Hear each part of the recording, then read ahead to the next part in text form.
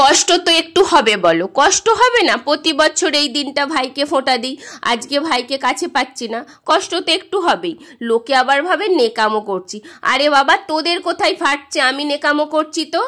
তোদেরকে কি বলেছি রে আমার ভিডিওটা দেখ? আবার কাঁদছি বলে বলছে নেকামো করছে।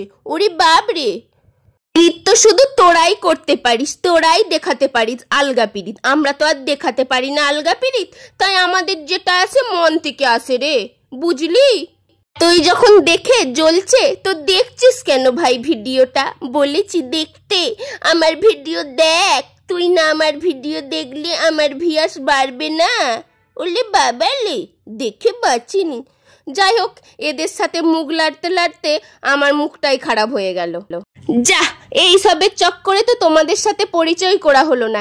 এটা হলো সোনাইয়ের কাকিয়া, আর প্রথমে যে ফোঁটা দিয়েছিল সেটা হলো সোনাইয়ের বড় পিসি, আর তারপরে যেটা ফোঁটা দিয়েছিল সেটা হলো সোনাইয়ের ছোট পিসি। আর আমাকে তো তোমরা চিনোই, আমাকে তো চেনো। আমাকে যদি না চিনে থাকো, আমাকে দেখো, আমি হলাম সোনাইয়ের মা। এর আগে কোনোদিনও আমার সোনাইয়ের কাকাকে ফোঁটা দেওয়া হয় না, কারণ আমি তো আর শ্বশুর বাড়ি আসি না। আমি যাই এই ফোঁটার দিনটা আমার বাপের বাড়ি আমার ভাইকে ফোঁটা দিতে। এবছর যখন সবাইকে কাছে পেয়েছি তাই একটা ফোঁটা দিয়ে দিলাম। আর এটা হলো আমাদের ছোটর ভাই, তাই আমারও ভাই। এবছর নিজের ভাইকে ফোঁটা দিতে পারি না, নতুন করে একটা ভাই পেয়েছি, তবে আমিও ফোঁটা দিতে পারলাম। বোনও গেছে ভাইকে ফোঁটা দিতে, ভাইও পেয়েছে বোনের হাতে ফোঁটা। তাই এত কষ্টের মধ্যেখানেও কোথাও একটা ভালো লাগা রয়েই গেছে।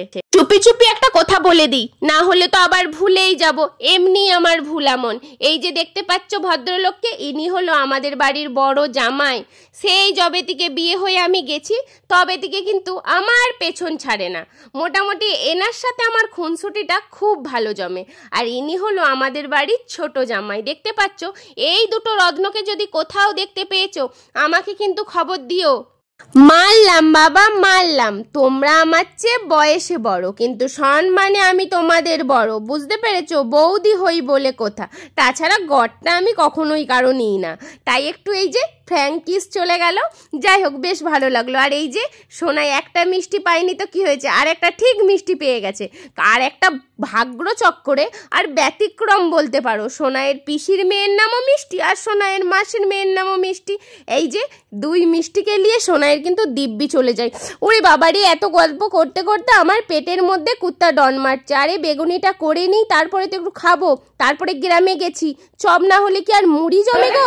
দেখি ওটা কি করতে হবে?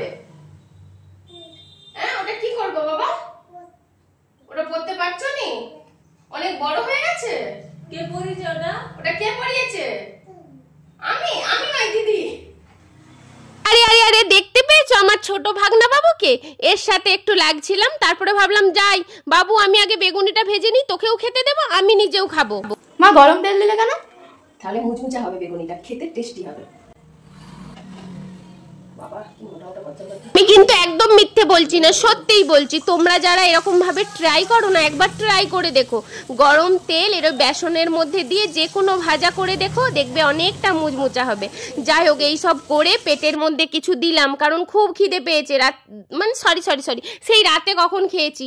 তারপরে এই যে রান্না বান্না করে আমার মনে হলো এবার তোমাদেরকে বাই বাই বলে দিই, কারণ তোমরা এতক্ষণ ধরে ভিডিওটা দেখছো। তোমাদের সবাইকে অনেক অনেক ভালোবাসা।